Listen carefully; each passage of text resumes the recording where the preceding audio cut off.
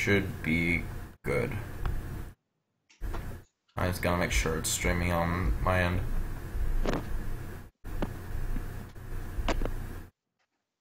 Okay, we're live. Hey guys, welcome to season 5 of Talking Time with Caffeine. This episode is brought to you by Beauty by Bilotti. My niece owns a beauty salon up in Pickwood, Troy, Ohio. So check it out if you're up in the area. Get your hair done. Hey guys, welcome to season 5. Woo. Yay! We gotta do this all over again. Hopefully I can appear a lot more this season because last time I had lots of scheduling conflicts. Also, I hope I can switch to the computer in a minute. Are you sick or are you schnick? No, I was choked. I am schnick, but I am right now. So how was your holidays since our last episode? Holidays? Oh, some guy named CB is here. Anyways, my holiday was okay, I suppose. I got some stuff. You got an item. I got multiple items. Oh yeah, and also my birthday is like in 4 days. You're Too about bad to he ain't getting no birthday presents from me until like May. Happy early birthday. Thanks. Yeah. Happy And birthday. if anyone wants to know what my new age is gonna be, just look at the last 2 digits of this year. And that will be my age in 4 days. Oh boy, Mickey birthday. Happy birthday. For Christmas, I got this brand new microphone that I'm using for the podcast and for other videos that I make with Snick. Holy hell, you got a blue snowball. I literally just bought one too. I thought you borrowed it from Norfolk. Teacher, and I borrowed it for about a week. And now that it's over, I'm buying one because I liked it so much. Oh, drop frames, here we come. Oh, only 19. Oh, that's not too bad. Oh, the Yeah. Vandalia color I bought is black, not white. And I got a pop filter for it too. Is it really a snowball if it's black? Unless it's a I guess pointed it's a snowball. football then. No, it's a bowling ball. Now I'm on a computer. You're on a computer? Hallelujah. Yeah. At least Hallelujah. it's finger daddy finger, because screw that. Fucking finger daddy, goddammit. Yeah, I know. I Snick, you went to Disney World for your Christmas. Yeah, I did. On one of the most packed days of the year. Wow. I'm almost considering uploading the videos. There were so many people, like literally. Normally during the fireworks, I can go on like Space Mountain and all the popular rides since everybody like ditches them to go watch the fireworks. The normal fireworks crowd showed up to where we could not leave the freaking fireworks because there were too many people just standing in the center, not letting anybody go. And Like guards or it's normal the people? ultimate fucking nightmare when a party who has a person in a wheelchair is trying to get through. Wait, like guards or just normal No, people? Just normal people, okay. Yeah, they're all just standing in the middle of every single walkway, and it's bad enough when you need to try and go past all of them when they don't want to move, but then it becomes the ultimate fucking nightmare when somebody in a wheelchair is trying to get past. I feel like during the fireworks the rides would be closed. I never seen that. During the fireworks, and most on the lesser crowded days, typically the rides become abandoned. Well, mostly abandoned after the fireworks start because most people want to go watch them. But on this crowded of a day, the lines were so long that even after the fireworks started, there were still very long lines to everything. Also, you did make it. Yeah, like after my ma absolutely required me and my sister to go to the fireworks location, said my sister could film Tinkerbell coming out of the castle. And then when she's like, okay, you can go now. We tried to leave, and then we got into an aforementioned situation of a person in a wheelchair trying to get past the crowd. Oh, shit. And literally, the line trying to get Okay, out good. was not moving for the longest time. And I was having a panic attack because I was worried that because there were so many people, the line was going to be long and going to get longer as a result. And my sister's like, relax. So like 20 minutes later, we finally make it away from the crowd, and we were like and then we like run over to Space Mountain, which was the ride we wanted to go on the most. We go in, it doesn't look too bad at first. In fact, it still said like a almost 3-hour long wait, because we looked at the racetrack that's like right next to Space Mountain, it still said a 50-minute wait from like over an hour ago, yet the line had like next to no people in it. So we assumed, oh, they just didn't update the time yet, so let's go. We go in, there's no line at first, but then we go a little bit deeper into the line, big one. You should have trusted the sign, Schnick. You should have trusted the sign like it said, beware ogre scratching thy ass. Well, the racetrack said 50 minutes when there was hardly any people in line, so... Or so you thought. Oh, the racetrack, you could see the line entirely outside of it, so I knew that wait was not actually 50 minutes. Well, you said big line, so I imagine that it was still a long wait. It wasn't. What? Well, then why'd you say big line? No, I could tell it was not a big line. Oh. Well, then what the fuck, Skype? So we go into Space Mountain and we think the line's just gonna move fast. It doesn't. We got there at like 8:15. We did not manage to leave the ride until almost 11 o'clock. Holy fuck. So, it was longer than 50 minutes. No, the wait said like 160 minutes, which is a little bit more than 2.5 hours. Wait, what? Now I'm confused. Okay, wait, first off, you said it was... 50 minutes was for the racetrack right next to Space Mountain. Space Mountain was like 2.5 hours. Okay. Yeah, the racetrack was what made me think the line for Space Mountain was not going to be long. Oh. Well, that's kind of backwards thinking. Well, normally the lines are not long when you see, like, every single ride has, like, a similar wait time there.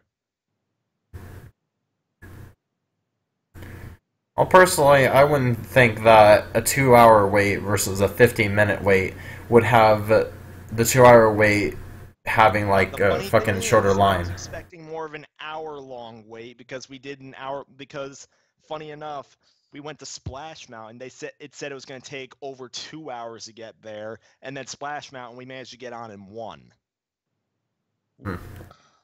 I'm going to Disney World this fall. So well, you're going at a good time because one of the best times to go to Disney is like in September. So hopefully the crowds won't be as bad. And then maybe... Oh, it's not, because kids are going to be returning to school. Yeah. Hopefully, I can either do the podcast from there, or you three can do it without me. Or you can just do it Facebook Live style.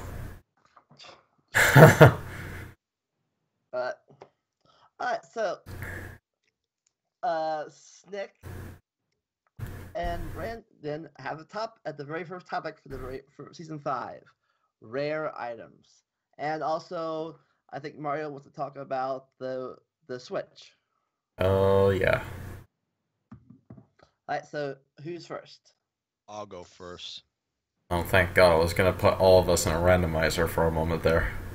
Okay, so more specifically, when we talk about rare items, we're talking about rare games and movies, and like stuff like Not long after I got back from Florida, I met Brandon found a rare PS1 dual analog controller on eBay, and he immediately urged me to buy it. Yeah, he's showing his right there. Brandon, we can't hear you at all. Oh shit.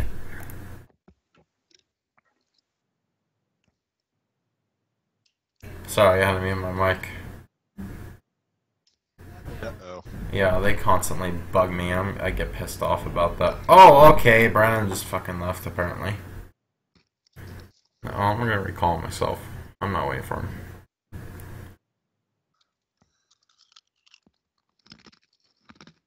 There he is. Is it working? Yeah, now it's working. No? Okay, good. Anyways, yeah, this is what he's talking about. This is the dual analog controller. Yeah, I found my controller, which the one you just saw, on eBay for about $15, and I found Schnick one on eBay for about $15. When in all reality, it should be a $30 to $60 controller, because it was only in production for about a year. Yeah. Oh fuck. Hold on, See, I'll be back. That's the thing with stuff like this. Various forms of media, accessories, and stuff like that can become rare for a variety of reasons. Like, there's some games like Suikoden 2, as Brandon would say it. Or this game. Or yes, yeah, definitely some Saturn games that were released towards the end of the system's lifespan, like House of the Dead. They all got like limited print runs, which basically put few copies out into the wild. So now, because there's so few copies out there and everybody wants them, like the prices are getting jacked up big time on those. Especially this game. This one cost me about $115. Yeah, the Japanese Saturn version is Symphony of the Night. Then, I mean, for some games like that, it's kind of okay because, or more specifically, there are cheaper alternatives. Like Suikoden 2 actually did get a PSN re-release. And then Conquer was on the N64 was like one game I wanted to get when I first got my N64, only to find out that cartridges of that game cost about $100 a piece. Mainly because back in the day when it was released, it wasn't spoken of very much because it was an adult-oriented game. Yeah, like some people cite it as part of the reason why Nintendo gave up Rare to Microsoft so easily. Yeah? Yeah, because it was the last game Rare made for the N64, and while it wasn't the last game that Rare made for Nintendo was not promoting the game at all. It was released towards the end of the lifespan. So, funny enough, there was a time when the game could be found in like bargain bins for like $20, not even. Wow. But now it's really expensive, and this is where modern re-releases come in to help cease the demand a bit, because eventually the game was finally made available again in the Rare Replay collection on Xbox One. So yeah, those are a few examples of some games are hard to find, but then you also get movies. Like, remember in one of the SpongeBob videos I did over the summer, how I was complaining about how a Batman Beyond Return of the Joker Blu-ray got so rare out of nowhere? Yeah. Yeah, and then I managed to like snatch the last one off of Walmart. Yeah.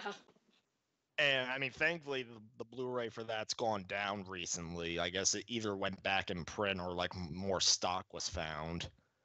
But then you get movies like Blade Runner. When I was first introduced to Blade Runner, I actually added to my movie wish list on Amazon. only for the particular Blu-ray set of the movie to go out of print. For the longest time, it was out of stock on Amazon until they just removed the listing entirely. And now the only copies of that edition of the Blu-ray are like over $60. Wow. And from what I hear, it is because the movie's out of print. And it's quite unfortunate because it was the only version of the movie to have like the 4 different versions of the movie that exist. Yeah. And I'm surprised Warner Brothers refuses to put it back into print, especially considering a sequel is coming out this year.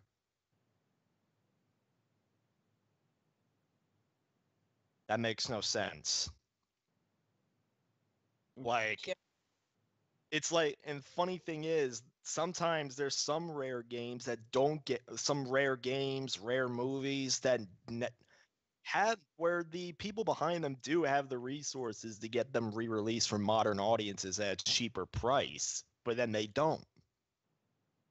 Wow. Take the Xenosaga series, for example.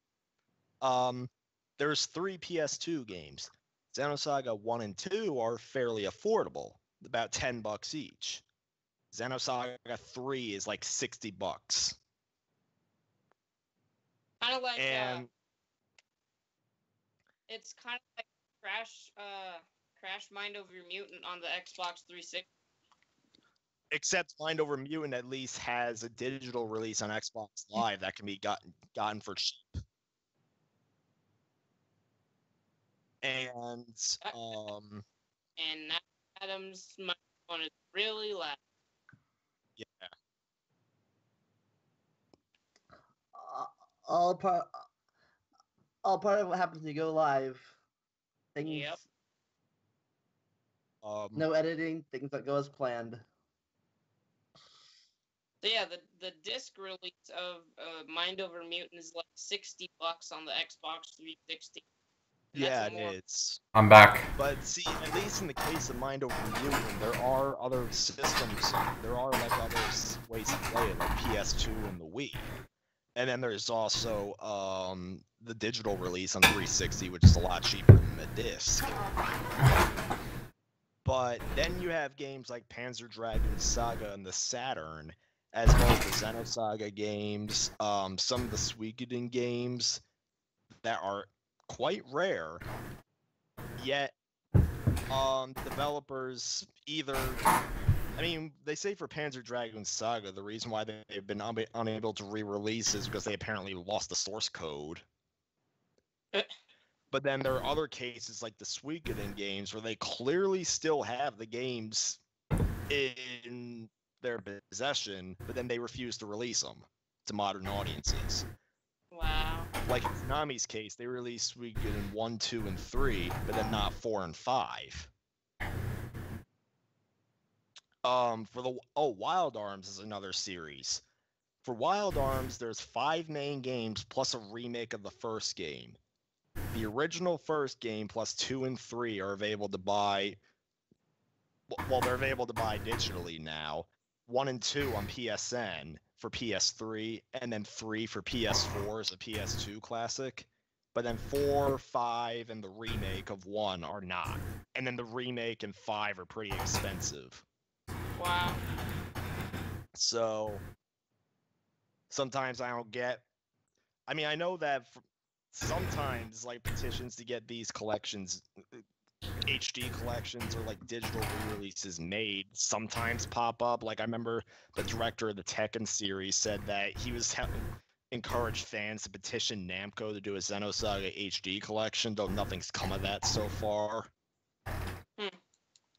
And some people argue, oh, it's because Monolith Soft, this developer, is now owned by Nintendo, so release it on the Wii U if that's such a big problem.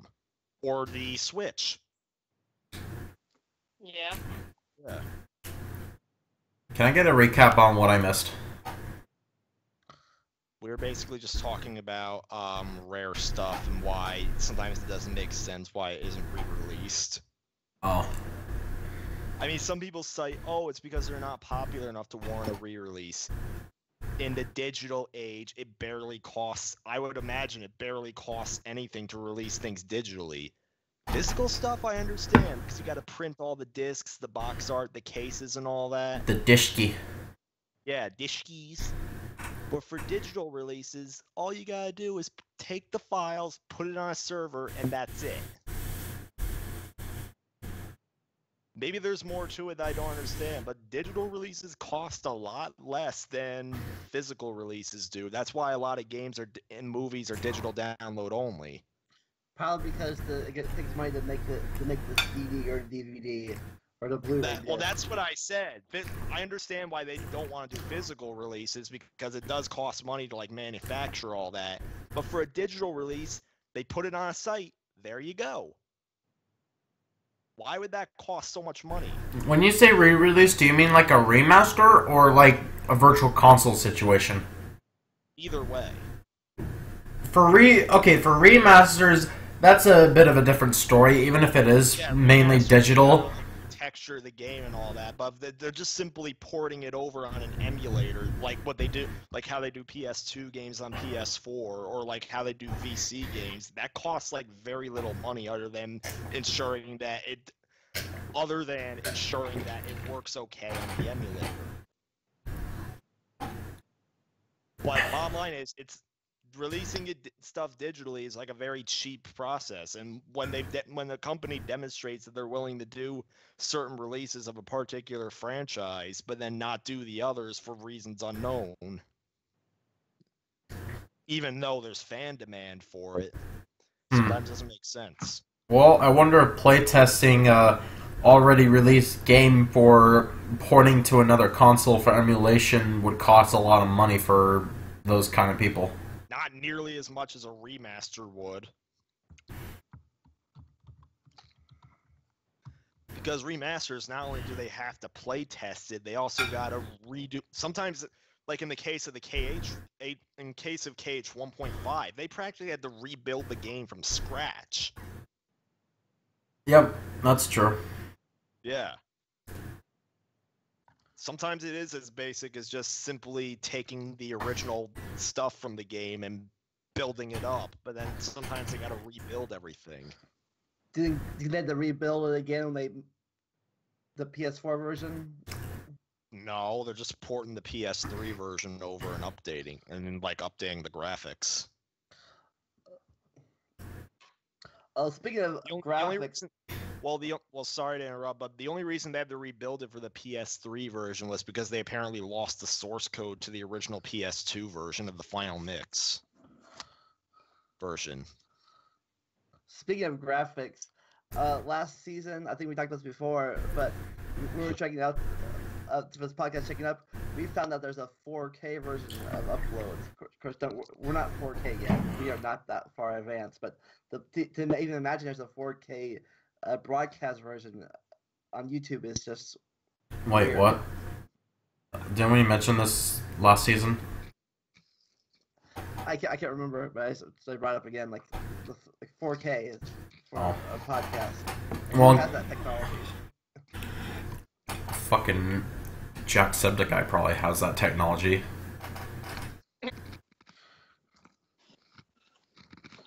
Well, that's a rare thing. You know, broadcasting 4K. You need good internet and good computer specs. You mean good everything?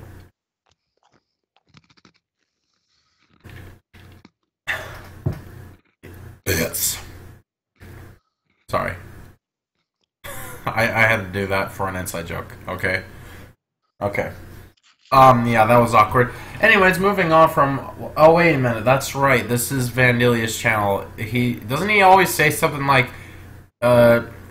enjoy the I can't remember the word. It starts with an R.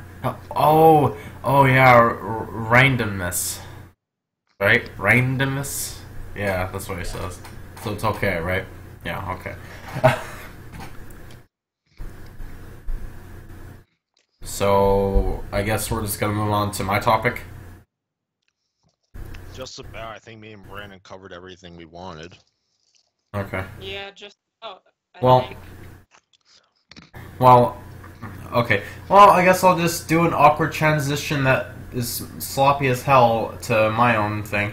So speaking of, oh, I guess technically rare items, since the Switch is basically going to be rare on March 3rd, Nintendo Switch is going to be, well, if you talked to me last week and asked me, is the Nintendo Switch going to be awesome? I would say yes. But now there's new information that... Excuse me, I can't talk. There's new information that's coming up that's making me somewhat second guess myself. I already pre-ordered the console, by the way, so I'm still going to pick it up on March 3rd, and I'm still going to try it out and see if I like it. But what's making me second guess is online features, like paying for online, voice chat, and, well, online capability on a phone in general, because apparently matchmaking is on a phone for some reason. So, here are my thoughts if that's the case. If it's truly gonna make you matchmake every single match on the phone, regardless what kind of match it is, regardless what kind of game it is, then, well, I guess online will be completely useless, because there's no way in hell that my phone would even be able to handle that.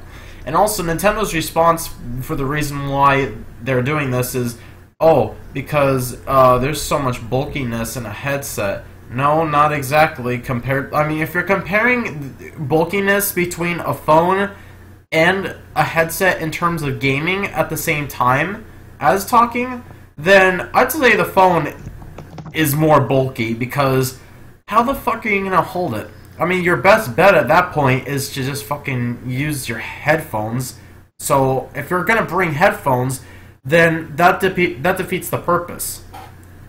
So, what the frick? And on top of that, Nintendo's like, oh, you can use it as a hotspot.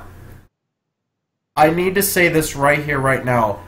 I don't care who you are, you're not gonna tell me that I can use my phone as a hotspot for gaming. Because I fucking tried that on my Wii U years ago, and it did not work out at all. I could probably get in a match, and then a few seconds later, disconnect, because it can't hold a fucking weak as fuck connection from a phone's hotspot. So, don't even try and tell me that, oh, it can be usable, because I guarantee you it's not going to be usable at all. It's going to be completely useless. A fucking Wi-Fi network from McDonald's is more useful than a fucking phone hotspot, goddammit. Yeah, that's what we're doing, going back to the days of dial-up, when we use phones to get the internet. Like, no, we've moved beyond that. You know, it's a cell phone, still a phone.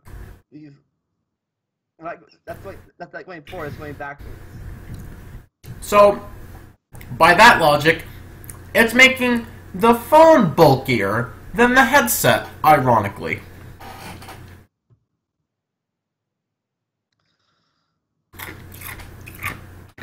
That's just disappointing on Nintendo's part, dude.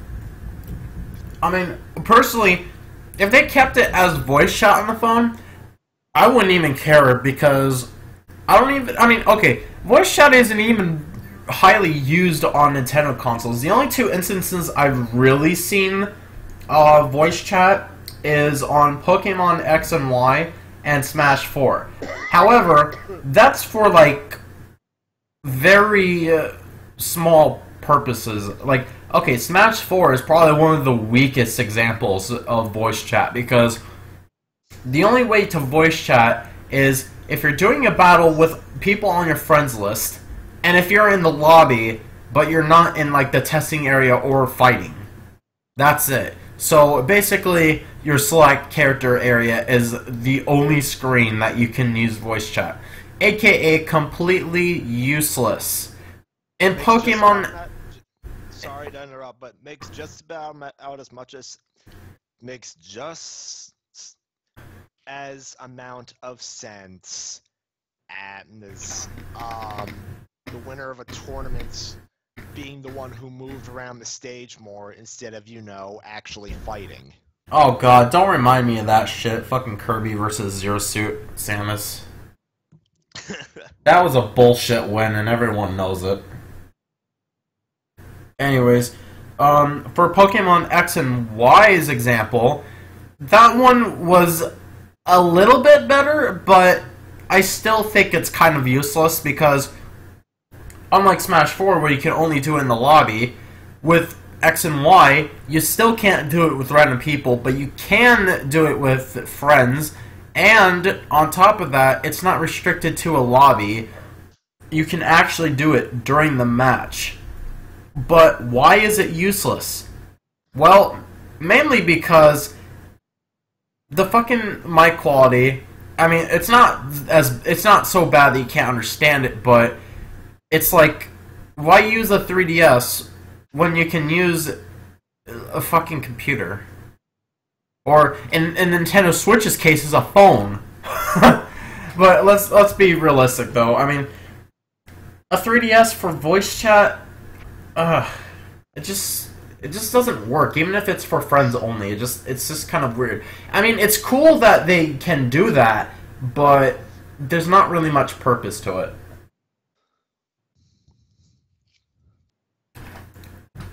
So, the only other thing though is that,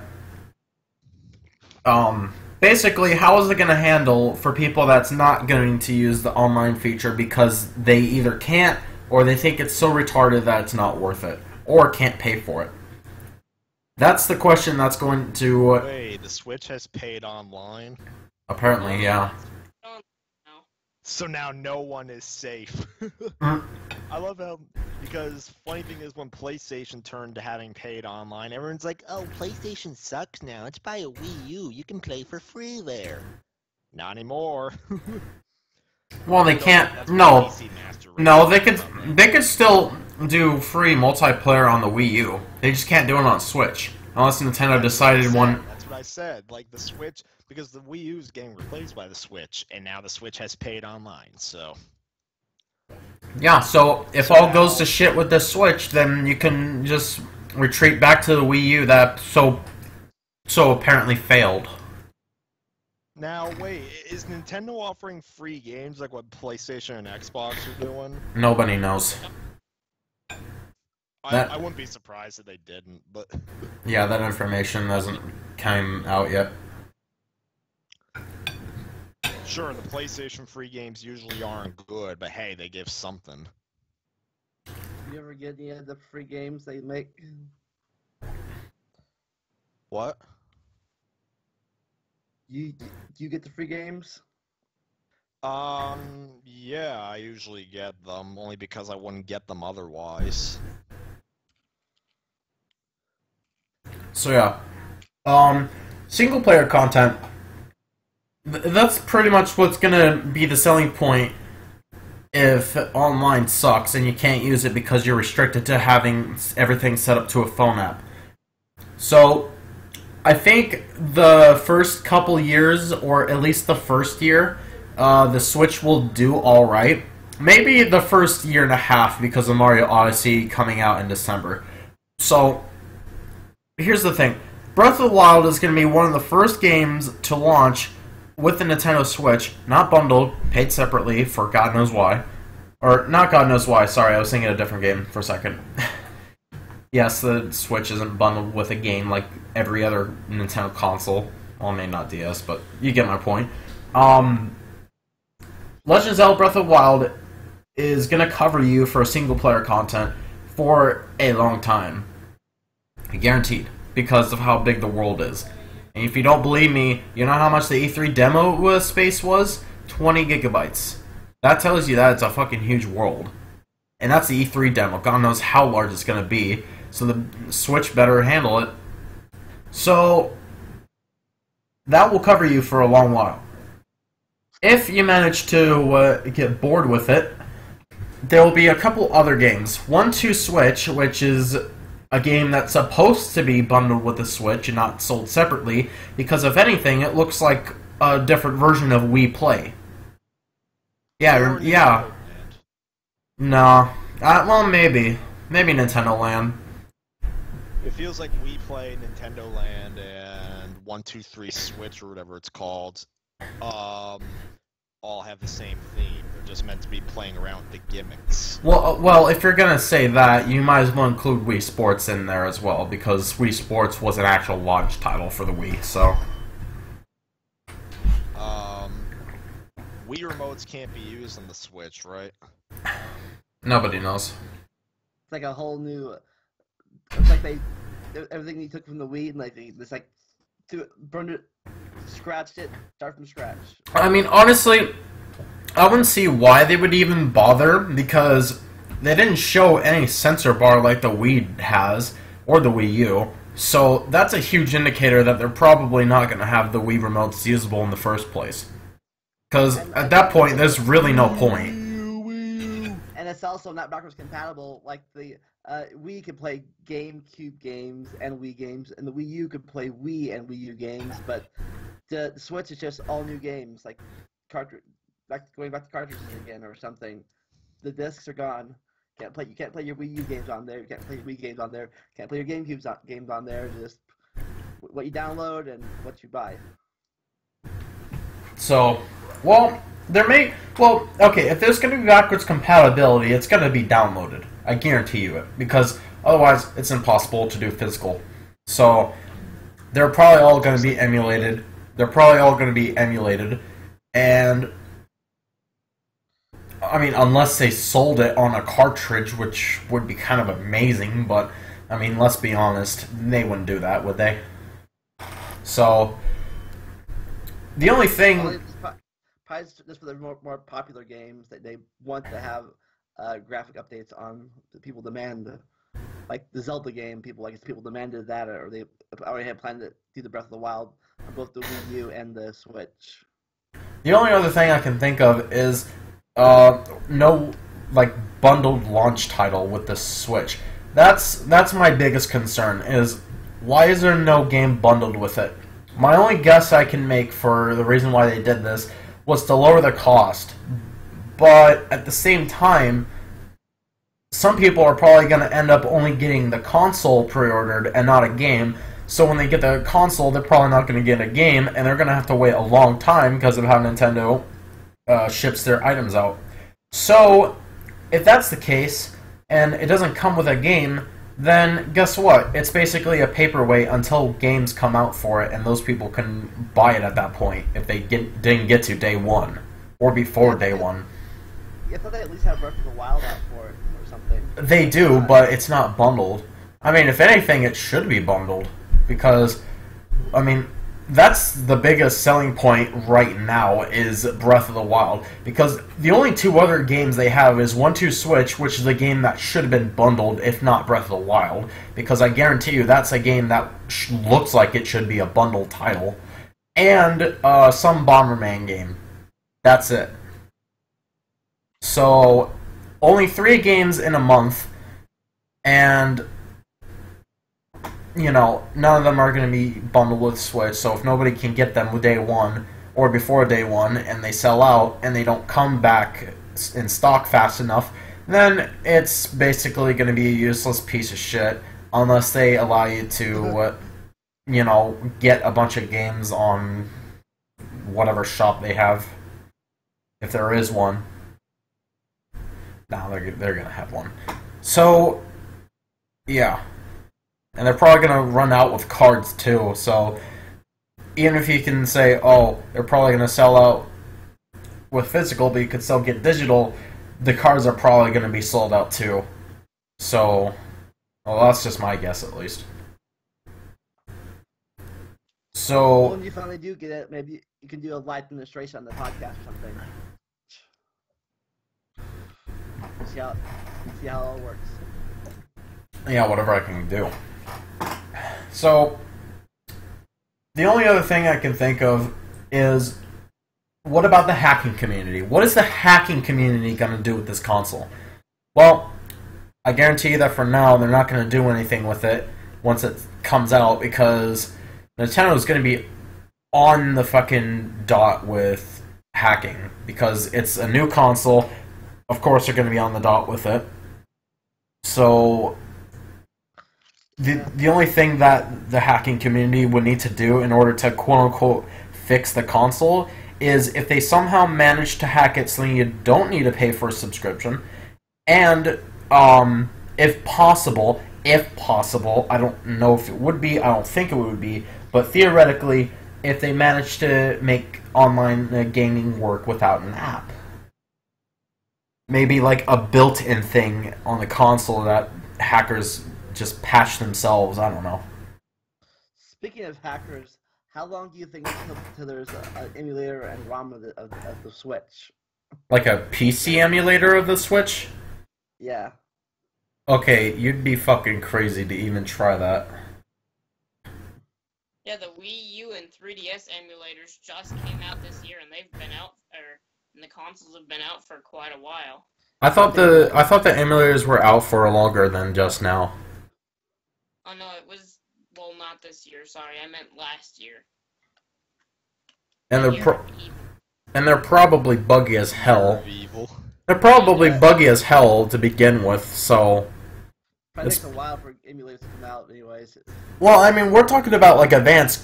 Well, I guess advanced, you could call it. Yeah, we're talking about quote-unquote advanced consoles here. It's not like an NES where anyone can fucking just emulate that nowadays without problems, no. It's gonna be fucking buggy as shit. Yeah. Some computers are getting better than they were 10 years ago, so... But that's not my point, though. My point is, will the emulator itself run? Doesn't matter what specs you have, can it run? If not, then it's not going to matter if you have the best computer in the world, or if you just have an average Joe Smith computer, it's not going to run. So, I doubt it's going to even be a good emulator for a long time, if at all. I mean, if they can get it to work somewhat, then that's a step in the right direction, but they need more time with it. And as for the Switch, I don't even think you're going to be able to emulate a fucking Switch, because it just seems a bit too complicated to deal with, because they need to connect a controller all the time, and I mean, I don't know. It's kind of ridiculous. Also, what's going to be even harder to work around with is the TV mode and the portable modes, because that's a feature with a console is doing that. So I'm not sure how they would even implement that into an emulator or even get around that. And even so, what? I said they'd probably have to actually find a way to actually connect a legitimate Switch controller to a computer to even try to accomplish that. Yeah, so I don't even think it would be possible. And even then, what's the point? You know, what's the point of emulating the console anyways, at this rate? Yeah, it's brand new, but hackers, they'll find a way some way. Yeah, all I want the hacking community to do is fix some of the problems with the Switch, aka matchmaking, voice chat, and online paid service, and pretty much do whatever else you can do on any other hack console, I guess. You hear that, hackers? Get to working. Right. All you that are watching us. Yeah, it'll get to work once Nintendo lowers their guard, I guess. It's probably not going to be for a couple of years, even then, because I imagine it'd be a pain in the ass to figure it out. Especially with constant updating. One step ahead of the game. So yeah, I do want the Switch to succeed, but right now it's not looking too great in terms of just looking at what Nintendo's deciding to do with it. And I mean that's basically the main point, is what they're deciding to do with it. So far it's not looking too great. And I warned you, you probably should have waited for pre-ordering it. Well, I'm still gonna get it, and I'm still gonna see how good it is gonna be. Because Anything can happen. Like, remember that Flipnote Studio 3D deal where they announced it one day and then they didn't even say anything for like a couple years, or not even a couple years, like multiple years actually. Like, there was nothing on Flipnote Studio 3D, and that service was supposed to be a paid service originally, and then when it finally got secretly released on some kind of, I think it was the old Club Nintendo at that point. I don't remember, but they had it somewhere, and I downloaded it and found out that they removed the online feature entirely. So it's basically Flipnote Studio on the DSi, but I guess more advanced. So anything could happen. They could just make their paid service a free service at some point if they needed to try and get more sales. You know, Flipnote Studio 3D is also on My Nintendo, right? It is? Yeah, it is. When I first heard of it being released somewhere secretly, I heard it was for a limited time. Nope, it's not still on My Nintendo right now. Still? Oh, well, then that person must have been partly lying. That's why they don't update their rewards, because they just keep it on there permanently. So are you going to pre-order a game, or are you going to download your first game to play on it when you get it? I can't pre-order a game right now because I only had enough money for the console itself first, so I'd have to get about $60 for a game. So you're going to download the game then when you get it? Possibly. I don't know how their shop is going to work, and I don't know if they're even going to have it on digitally at first. I thought you're going to play a game then. I heard everything about the Switch is expensive. The controllers, the games, the chargers. Yeah, but at the same time, wait, the chargers? Why would the chargers be expensive? I don't know. I saw a video about the Switch. Well, first off, the chargers shouldn't even be that expensive to begin with. I mean, it's just a fucking cable and wall outlet, and that's about it. Also, one other thing I want to point out is everyone complains about the Nintendo Switch's battery life. I swear to God, every person says, "Oh, Nintendo Switch only has 2.5 battery life." First off, that's the minimum time. They didn't say that was average. That was just the minimum amount of time. And on top of that, they also mentioned that it differs on game to game. So I guarantee that, well, I'm not going to guarantee, but I'm just going to say that I highly doubt it's going to be 2.5 average. In fact, it's going to be like probably 4 hours or something, if not higher. I mean, for God's sake, I think their max was like 6 or 7 hours, so it shouldn't be just 2.5 average, because that's total bullshit. And yet, for some reason, people think that's how it's actually going to work, but it's not. Maybe on Breath of the Wild, because of how big that game is, but we'll see. Oh yeah, and also speaking of Breath of the Wild, if Nintendo Switch goes down and I decide to return it, then I'm going to retreat to Wii U and buy Breath of the Wild on Wii U. Because I'm still going to play that game regardless.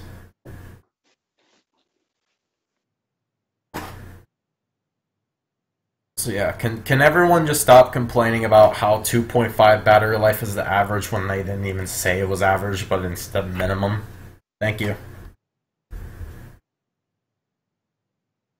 Mario. I chiseled it. Troll the internet. So is that all you had to say about the Switch? As of right now, yeah, pretty much. Like I said, I want it to succeed because otherwise Nintendo's royally screwed. So, as long as this new president doesn't make stupider decisions, then I think the Switch might be okay.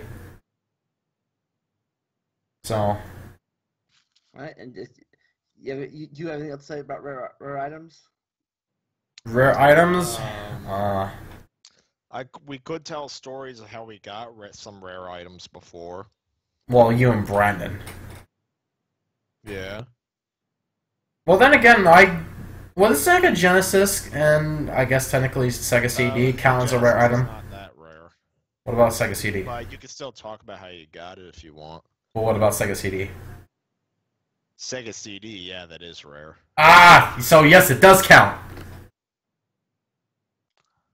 Kind of. No, not kind of. Schnick just confirmed. So fuck you. I did say, I know a Sega CD is definitely a lot rarer than the Genesis itself. I'll take that. It still counts in my book. Well, if we're gonna talk stories, who's going first? Alright, you can go first. Okay. Unless Brandon wants to go first. Go ahead, Adam. Well, I'm actually gonna tie this back around my birthdays because that actually happened around my birth date. So, actually, I think it might have happened on the day of my actual birthday. I don't remember. It happened somewhere around there. So this was while I was still in Colorado, by the way. So I was at my friend's youth group called The Pulse, and there was this like giveaway that they were doing of this Sega Genesis with some games and a controller. So I was like, oh shit, I want to sign up for that. And the only reason I found out was because they had it on their Facebook page. They posted it, so I was like, oh my god. In fact, I think I was at that same friend's house that day too. In fact, I think everything happened on the same day, and it was a Wednesday, by the way. So, I went there, and they were doing their stuff, and I told the main guy, I guess I'll call him the pastor, quote-unquote, but, I told him, since, me and him are pretty good, friends, I guess, and he's usually friends with a bunch of other people, too, that my birthday was coming up soon. And I didn't say this to, like, entice him to give it to me. I said this mainly because I just want to tell him that it was my birthday soon. Just, you know, as, like, good news, I guess. So it was not in any way to entice him to give me the console, because it was purely just because I wanted to tell him. So I wanted to make it fair. So, and this actually becomes really important, ironically. So remember that statement. So, the service goes on, and they're going to announce who's getting it. And I'm thinking to myself, you know what, I'm doubting I'm gonna get the console. And I do this on purpose whenever there's, like, tournament kind of stuff, because, while I was still in Colorado at my school, they would always do this stupid tournament stuff, and even though I would try, I would fail, and I, for some reason, get really butthurt. I don't know why. Maybe it's because of the fact I attempted, so I figured, okay, well, if I don't care and give a shit and I fail, then it's not going to affect me as much. And it turns out that it actually works for me, so I pretty much did the same exact thing there. But the only reason I at least kind of tried was because it's a console that I never had, and it's like one of the most rare things I could get at the time, so why not? And turns out I got it, and the same guy I told secretly told me that if I didn't say that it was going to be my birthday to him, then it would have been given to someone else. So, I got extremely lucky. And I was actually pretty happy, too. In case anyone's wondering what it came with Sonic 1, and, also, you're gonna probably laugh at this, but when I looked at the case, I saw a not for resale. When I saw the cartridge, I also saw a not for resale. And I typically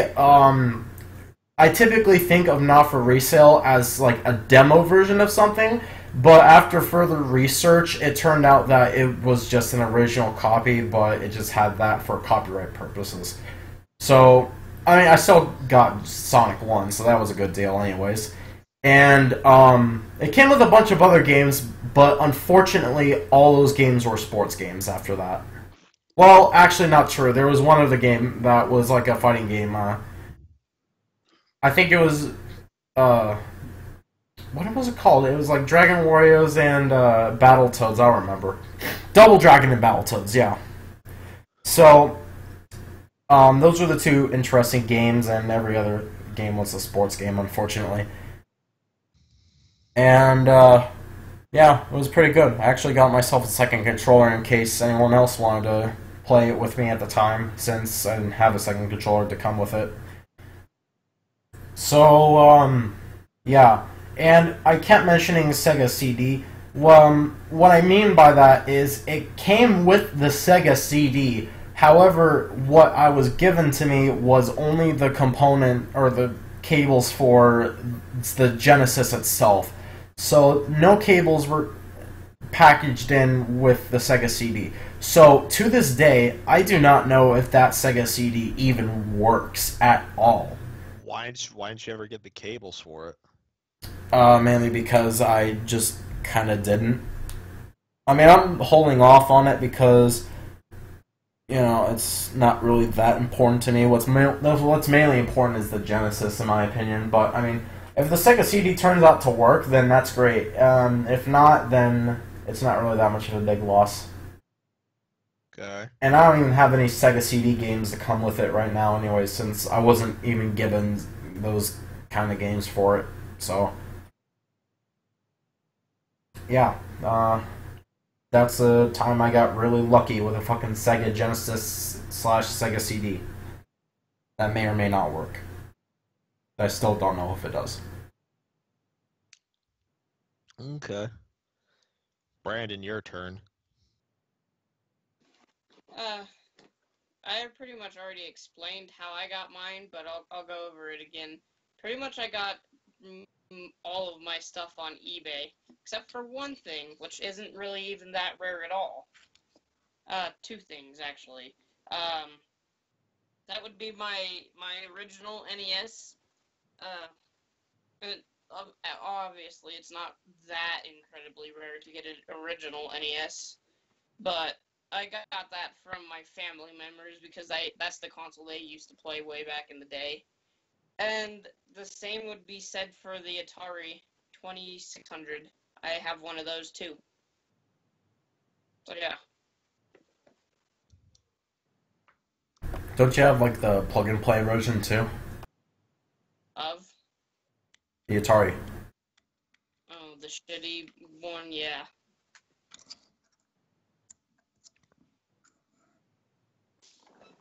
It's pretty much how I got my consoles.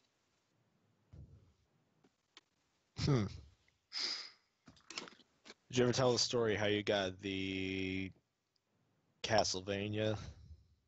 Oh, I just bought the Castlevania off of eBay as well. Well, I guess I could tell a few stories of what I got. Because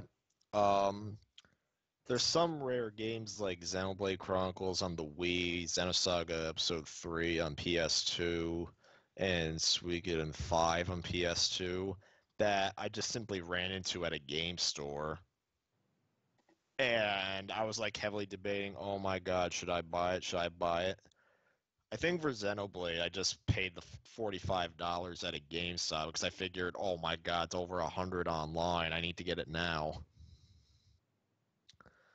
And I did.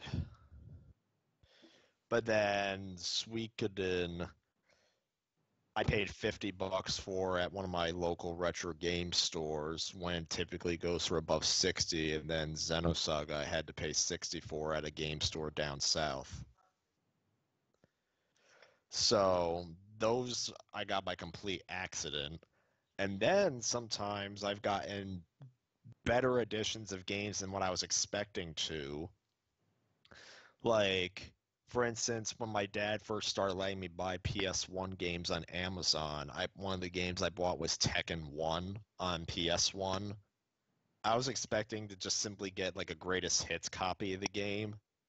I got the long box version, complete with the case, manual, disc, and the piece of protective foam. Protective foam. That's what Yep. long PS1 long box games came with. At least the ones that aren't the shitty cardboard. Yeah, like the 2-piece ones and the Saturn style cases came with it.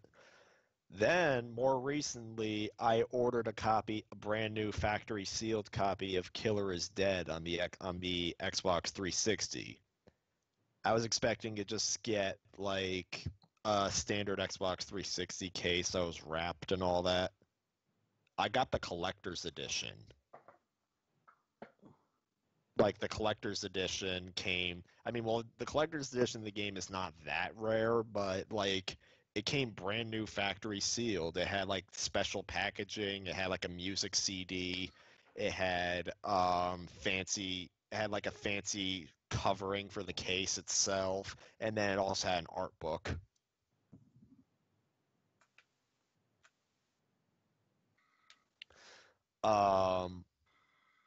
Let me think. Was there any other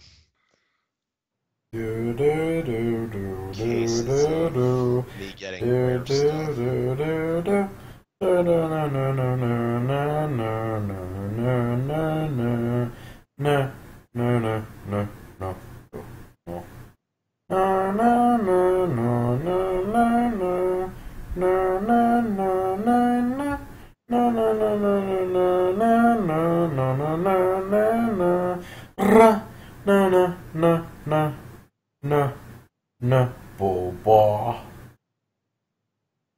Huh. I swear to God, there's You're out of time, mister. No. I swear to God, there's like some times where I like ran into where I was like searching high and searching low for something I really wanted, and then I ended up finding it in the place I least expected to find it in. And that was? Like, I'm trying to think of like what game that was, but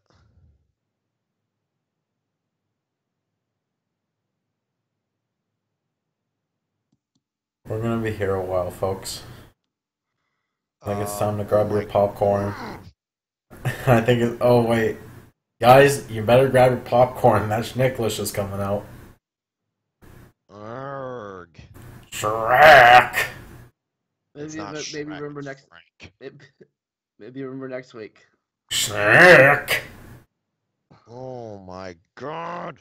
I need the shopping cart. That's what I need. Well, anyways,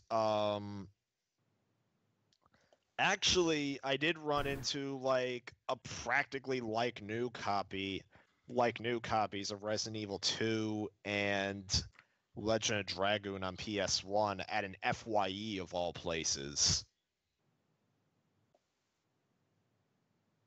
One time, so that's something. Well, All right. No. Alright, so I guess that's all we have to talk about today. Join us next week as we're going to talk about our dreams and our goals. and I'm gonna be 17 next week. B-17 bomber. Oh my god. Are you gonna spam that the whole fucking year? Yes, we are now. B-17. Yeah, you can't make that joke yet. You gotta wait till Saturday. Yeah, we're going to talk about what our B-17 bomber. Oh, We're talking about- hello there. we're going to talk about what our goals were and what they are if they're different now. Spoiler alert, I never had goals.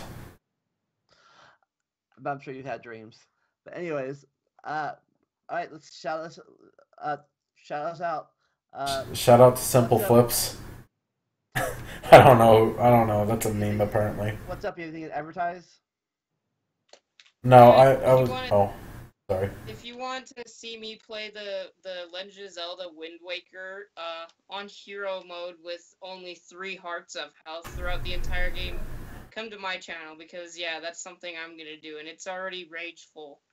Wind Waker, more like Wind Wanker. Yeah, Wind Wanker. MarioTube? I'm doing a lot more live streams because I felt that it was easier to do than just normal videos. So there's that. I'm definitely going to be doing live streams on the Switch, and Yeah. yeah, I don't And think he I just got did a anything. live stream of Mario 3D World. And Art of Balance on the Wii U.